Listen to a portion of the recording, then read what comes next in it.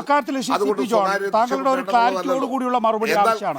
വിദ്യാഭ്യാസ മേഖലയിൽ മാത്രമല്ല, ആരോഗ്യ ടൂറിസം മേഖലകളിൽ കൂടി സ്വകാര്യ നിക്ഷേപം കൂടുതലായി ആകർഷിക്കുക. നോക്കൂ, നേരത്തെ ശ്രീമതി മേരി ജോർജ് ചൂണ്ടിക്കാണിച്ചതുപോലെ ഇതായിരിക്കാം പ്ലാൻ ബി എന്നുള്ളത് ഒരു അനുമാനം മാത്രമാണ്. പക്ഷേ അതെന്താണ് എന്ന് ശ്രീ കെ എൻ ബാലഗോപാൽ വ്യക്തമാക്കിയിട്ടില്ല. അപ്പോൾ ഇത് യഥാർത്ഥത്തിൽ നേരത്തെ നവകേരള നയരേഖയുടെ അടിസ്ഥാനത്തിൽ കണ്ണൂർ പാർട്ടി കോൺഗ്രസ് അംഗീകരിച്ച തീരുമാനമാണ്. അതുകൊണ്ട് തന്നെ ഇതിനകത്ത് ഏതെങ്കിലും തരത്തിലൊരു നയം മാറ്റമില്ല. നേരത്തെ തീരുമാനിച്ച നയം തന്നെയാണ്.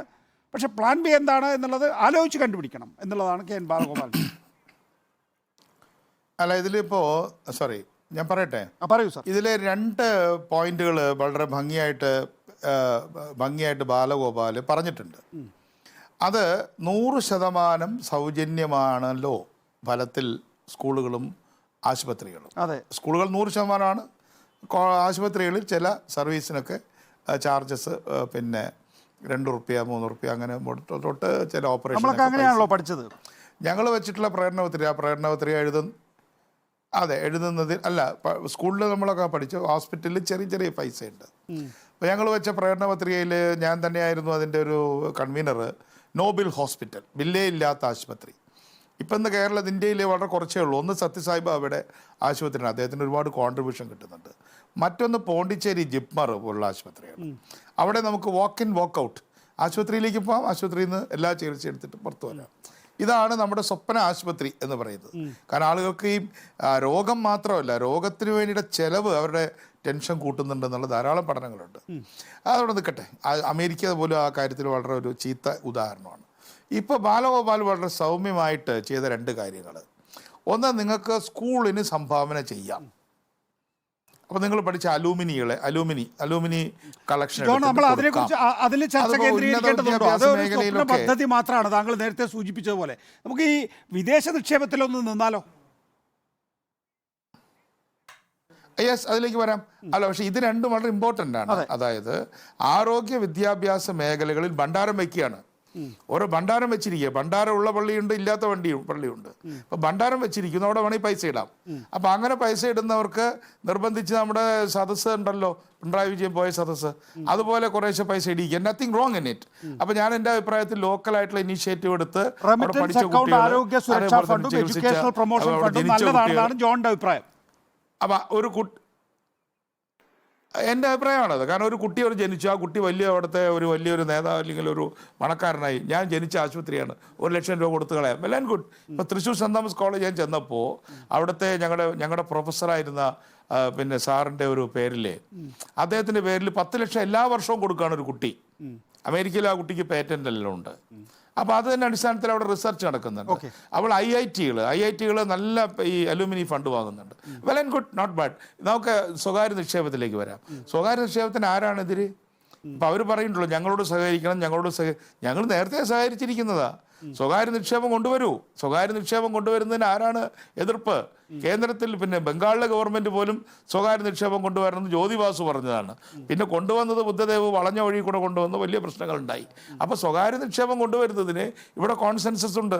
ഞങ്ങളാണ് ജിമ്മ് കൊണ്ടുവന്നത്, ഞങ്ങളാണ് ഇൻവെസ്റ്റ്മെൻറ്റ് മീറ്റ് നടത്തിയത്. അന്നൊക്കെ അതിനെ ജിമ്മിനെയൊക്കെ കളിയാക്കി കിമ്മെന്നും ഗുമ്മെന്നൊക്കെ പറഞ്ഞ് കളിയാക്കിയെങ്കിൽ അതൊക്കെ പോട്ടെ. എന്തായാലും ഇപ്പോൾ കേരളത്തിൽ ഒരു കോൺസെൻസസ് ഉണ്ടായിരിക്കും. ആ കോൺസെൻസസ് സ്വകാര്യ നിക്ഷേപം കൊണ്ടുവരാം എന്നതാണെങ്കിൽ ഞങ്ങളതിനെ സ്വാഗതം ചെയ്യാണ്. കൊണ്ടുവന്നിട്ട് നമുക്ക് സംസാരിക്കാം, ഞങ്ങൾ എതിർക്കാനില്ല.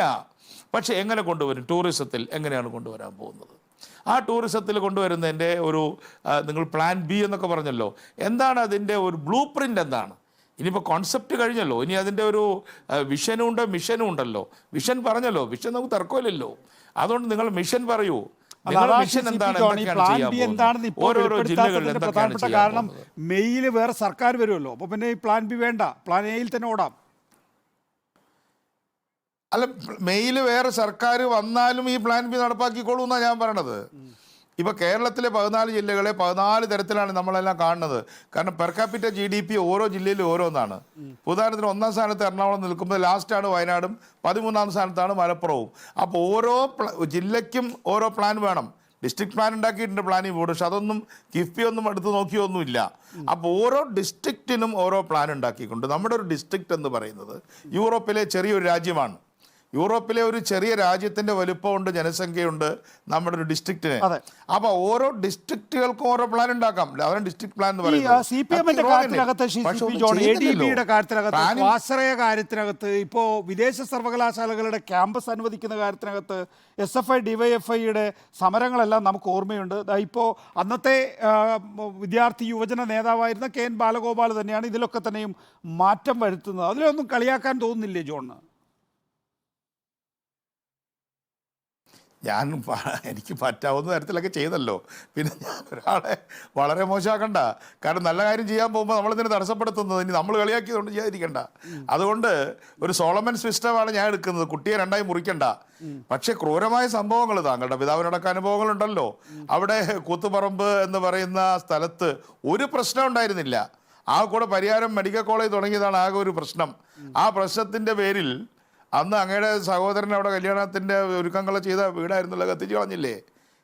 അപ്പോൾ ആ തരത്തിലുള്ള കാര്യങ്ങളും ഞാൻ ഇപ്പോൾ പോസിറ്റീവ് ഡിമെൻഷ്യ എന്ന് പറയും ചൈനീസ് കമ്മ്യൂണിസ്റ്റ് പാർട്ടി. ചില കാര്യങ്ങൾ അങ്ങ് മറന്നുകളയാ. കാരണം അത് ഓർത്തുകൊണ്ടിരുന്നിട്ട് വലിയ പ്രയോജനമില്ല. കാരണം അത് ഓർത്തിട്ട് ഒരു പ്രയോജനം ഭാവിയിലേക്കില്ല. അപ്പം അതുകൊണ്ട് അതൊക്കെ നമുക്ക് ഓർമ്മയിലുണ്ട്, പക്ഷെ ഒന്നും പറയുന്നില്ല. അതുകൊണ്ട് ഇത്തരം കാര്യങ്ങൾ ചെയ്യട്ടെ. ഓരോ ഡിസ്ട്രിക്റ്റിനും ഓരോ പ്ലാൻ കൊണ്ടുവരട്ടെ. സ്റ്റേറ്റിന് മൊത്തമായിട്ട് കൊണ്ടുവരാൻ കഴിയില്ല. ഇപ്പം വിഴിഞ്ഞെന്ന് പറഞ്ഞു, ആ കാര്യത്തിൽ ഡിബേറ്റബിൾ ആണ്. SEZ ആണോ അതോ ചൈനീസ് മോഡലാണോ? ചൈനീസ് മോഡലാണെങ്കിൽ ഇൻകം ടാക്സ് അടക്കമുള്ള പ്രശ്നങ്ങൾ വരും. അതേപോലെ തന്നെ തീരുവകളുടെ പ്രശ്നം വരും, എക്സൈസ് തീരുവയുടെ പ്രശ്നം വരും. അത് സ്റ്റേറ്റിന് മാത്രമായിട്ട് ചെയ്യാൻ കഴിയുന്നതല്ല. SEZ എന്നൊരു കോൺസെപ്റ്റ് ഉണ്ട്. SEZ-ന് CITU എതിരായിരുന്നു, മറ്റു പലരും എതിരായിരുന്നു. അപ്പോൾ അവിടുത്തെ തൊഴിൽ നിയമങ്ങൾ മാറും. ഇപ്പോൾ ഇടതുപക്ഷ ജനാധിപത്യം കൊണ്ട് ഗവൺമെൻറ് വളരെ എളുപ്പത്തിൽ ചൈനീസ് മാതൃക എന്ന് പറഞ്ഞു. അപ്പോൾ തൊഴിൽ നിയമങ്ങൾക്ക് മാറ്റം വരും, ട്രേഡ് യൂണിയന് മാറ്റം വരും. ചിത്രരഞ്ജൻ ഉണ്ടല്ലോ, അദ്ദേഹം മത്സ്യത്തൊഴിലാളി മേഖലയിലെ CITU-ന്റെ ടോപ്പ് ലീഡറാണ്. അപ്പോൾ അങ്ങനെ വരുമ്പോൾ അത്തരത്തിലുള്ള SEZ ആണോ ചൈനീസ് മോഡലുള്ള SEZ ആണോ? ചൈനീസ് മോഡലിലും ട്രേഡ് യൂണിയനൊന്നും പ്രവർത്തിക്കുന്നില്ല. ഞാൻ ട്രേഡ് യൂണിയൻ്റെ ആളാണ്. അപ്പോൾ അതുകൊണ്ട് ഇതിനെക്കുറിച്ച് നിങ്ങളൊരു പ്ലാൻ മുന്നോട്ട് വയ്ക്കൂ, നിങ്ങൾ പെർസ്പെക്റ്റീവ് മുന്നോട്ട് വയ്ക്കൂ, അത് കഴിഞ്ഞിട്ട് പ്ലാൻ മുന്നോട്ട് വയ്ക്കൂ.